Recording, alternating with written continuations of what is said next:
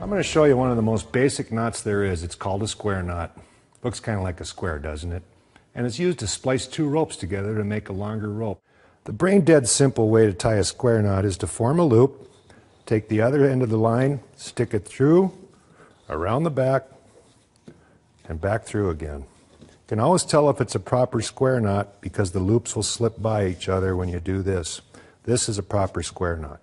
If the rope sizes are different, you should tie it sheet bend. Form a loop in the bigger rope, then come out of the hole around the back side, and instead of going back through here like you would a square knot, tuck it back under itself.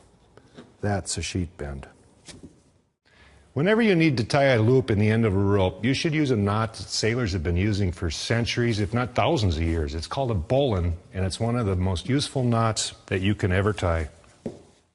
Make sure you loop on top, not beneath, because if you do that, your knot will fall apart. So that's the way to start your knot. Then remember the little Boy Scout saying. The rabbit goes out of the hole, around the tree, and back through the hole. This is an incredibly strong knot. Whenever you need to put a loop in the middle of a rope, you should use a figure-8 knot like this. Looks a little bit like an 8, don't you think? Most people just wrap the loop around like this and tuck it through. That'll work, but you'll never ever get it untied again. So instead of just making one loop, go around twice. No matter how much tension you put on this knot, you'll always be able to untie it. Way before they had ratchet straps like this, truckers used to tie down loads with, guess what? A trucker's hitch.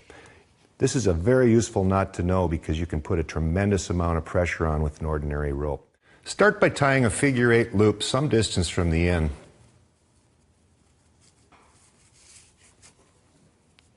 Then run the other end of the rope through the loop, pull it as tight as you need it, and lock it in place with a double half hitch.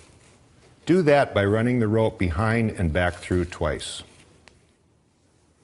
If it's a temporary trucker's hitch, send a loop through instead of the end of the rope.